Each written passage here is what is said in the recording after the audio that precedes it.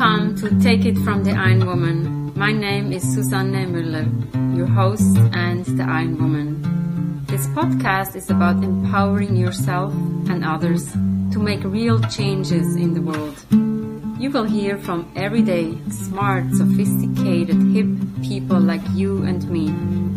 Not everybody has to be an Ironwoman to impress the world. Together, we will learn from the sports and business leaders how you can become a more successful person as an entrepreneur or a leader. It's one step at a time, one day at a time. Take your steps now. Take your big steps now. Join me on this journey to success. Take it from the Ironwoman. Thank you so much, Angela. We've spoken to you before. Tell us more about the storytelling, how important it is to find out the target audience to craft a good message. I say I'm a storyteller instead of going through my diverse resume right away because people will tune out. I started as a playwright, then I went into nonfiction, then I'm fiction, then I have a podcast, and they're like, who are you? What can you sell me? Yeah, that's exciting. Yeah.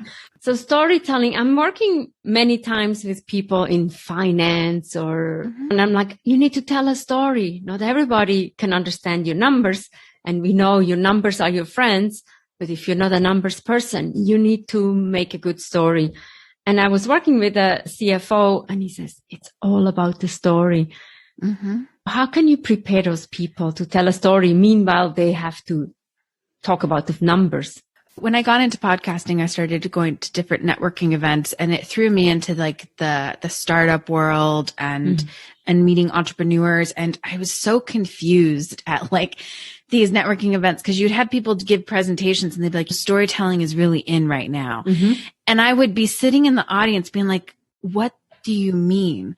Like, that is the most confusing statement I've ever heard, because we're humans and the only way we communicate is through story. When you call someone and you say, I had the craziest day, this is how you tell a story. This is how humans tell a story. I'm going to give the phone call option, but then I'll expand. You call someone, you say, I had the craziest day today. You start off by saying how it was normal. I was getting ready. I was feeding the cat. It was totally normal. I'll tell you about my last Friday. It was a normal day. I fed the cat. I was going to go outside, treat myself to a latte, and I see my neighbor sitting on the sidewalk with his dog, and the dog is stressed out. And I learned that someone sideswiped his girlfriend's car and they were waiting for the police, and she was going to have to get a new car because her car was loaded with materials for a bachelorette party. And he was also surrounded by multiple bags of marshmallows and Eggos because the car got hit. All stories have that structure in that you start off with, this is how things are. Something happened and it changed everything. And then you had to figure out how to deal with the change and what you wanted because the change happened. And then what was the outcome? When I've taught playwriting to kids, I always use The Wizard of Oz, because The Wizard of Oz is like storytelling 101, and it's really easy. Dorothy's in Kansas. She hates it. It's boring. She gets hit by a tornado and she instantly wants one thing, which is to go home. Mm-hmm. And then you follow her journey to try to get there. And luckily for her, she gets there, but she learns that home isn't so bad and it's great. Yeah. What everyone needs to understand is our brains are wired to want to follow a struggle or a journey and understand the transformation. Mm-hmm. That's what we're always looking for. Who were you? What did you want? And did you get it? And what became of you? Mm-hmm. I think when you set it up in that sense, you can transform anything into a story. Now, whether you want to be like manipulative with your story or truthful with your story or inspire impact and change with your story is another issue, but it's always something sent you on a journey. And what did you get at the end? I learned the STAR methodology, which is the situation, the task, the action, the result. It seems so like factual, but I think if you add a little magic into it, it sounds so much cooler. Well, and like in playwriting, it's the character meets an inciting incident, and then it's the dramatic arc or the dramatic journey, and then the resolution. Mm-hmm. It's like the same. That's the thing I find, is that it's like different buzzwords for exactly the same thing. It's always the same structure.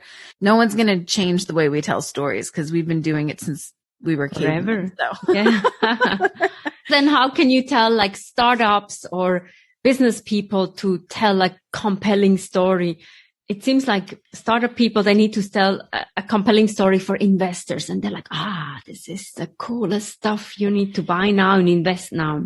The number one thing as an artist as well as a business person is who is your audience? Because who is your audience will really change the way you tell a story. Like I worked with the founder. She was in wellness for women. It was a very women-centric, women body-centric product. And she was always in front of male investors who did not believe her that women would want this thing. Meanwhile, all the women she talked to and like the way she did her marketing research, everyone wanted it. She had to find a way to market to those potential customers, like for her Kickstarter and to start like the preliminary testing of the product or whatever. And then she had to find a totally different way to tell a story for the men who didn't believe that there was a knowledge gap inherently there. First, it's identifying in general, what is your story? I think a lot of founders, all business people, I think too much of your world, way too much about what the journey, the struggles. It's like you have to pinpoint what it is that led you to create this. And sometimes there's multiple threads, but really choosing the one that is the most truthful, the one you can get behind, the one that you can talk about enthusiastically. Like when I work with people in my brand voice consultancy, they'll tell me this a lot. Some people will often tell this winding story, but I can tell what the moment was because it's the moment they get most excited sharing the details of that event. So I think just what led you to create it and then piecing out the journey, but can articulate to the audience you want. Like, I created this because there's this in the market, but you, Mr. Investor, this is what it's going to do. This is how it's going to engage. This is how it's change. And this is going to be your return because that person listening only wants to know how they're going to make money off of it. Meanwhile, me as the consumer, I want to know, is it good? Is it sustainable? Is it whatever I bring in to the table? But yeah, know your audience and then craft the journey part of it for that person. Yeah, because you have to tell it different ways because business is so multifaceted. I think so. I think this is a huge message to everybody that sometimes we're so passionate and that you as a consultant can come in and it's like, okay, what is the essence? What do we want? And then who is your target audience? And I think your example is fantastic. It is catered for women, but the men need to invest. Obviously, you need to have a different message for the men, like, this is what women we need. This is what women want. And based on marketing research, So there, we need to bring in the numbers. Yeah. And this is market potential. And these are the competitors. And these are what they're bringing in. And this is where we're pricing it. And this is where it's going to go. And these are the other products. It's answering their why, which I hate that phrase. It's such a buzz, but is why would I give you money is their question they're asking themselves. Yeah. And being on Shark Tank, what are your sales? How much? But that's how we learn, I think. Yeah. When you don't have, in general, when people don't have a concise opening, we kind of tune out. Even if you're on a date and someone's like, tell me about yourself and someone talks for 20 minutes, you zone out. Thank you so much. Yeah. Thank you so much. Always exciting to hear from the expert. I'm learning so much. Thank you so much. Take it from the Ironwoman. We have episodes every Monday, every Wednesday. Don't miss out. Follow on your preferred platform. We have more than 200 episodes. Something to reach, a great challenge to have. Thank you for following us. Bye-bye. Until next time.